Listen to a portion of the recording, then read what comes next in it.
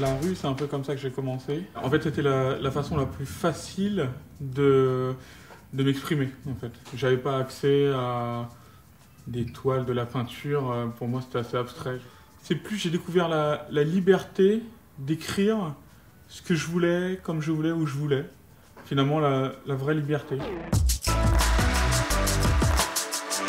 À force d'être dans la rue, tout ça, on rencontre des endroits qui ont une histoire. Finalement, un mur sali, un mur qui a été repeint, tout ça c'est une histoire et qui, à force de le côtoyer, et puis finalement tout le monde le côtoie, donc il y a une envie de faire quelque chose avec. Je peignais beaucoup, c'était devenu une vraie habitude, et d'un coup je me casse la jambe, enfin, le pied exactement, et je reste chez moi. Et là, ça me paraissait impossible de ne pas peindre pendant une semaine, 2 semaines. Et j'ai commencé à attaquer les armoires, le bureau. Des personnages un peu fétiches, comme le pingouin, quoi.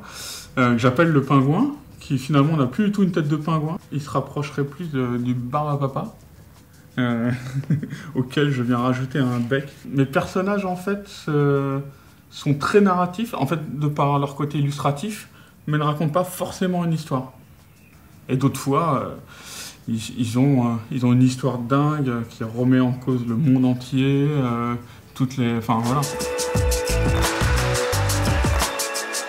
Du coup, ce que je peins, c'est plus la même chose que ce que je peignais dans la rue, mais c'est vrai que je pense que j'ai gardé l'énergie de la rue.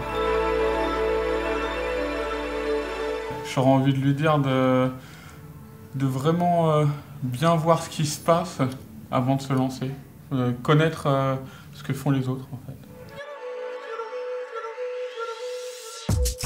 Ce que j'essaie de faire tous les jours, je pense, c'est juste ne pas m'ennuyer. C'est assez simple, finalement.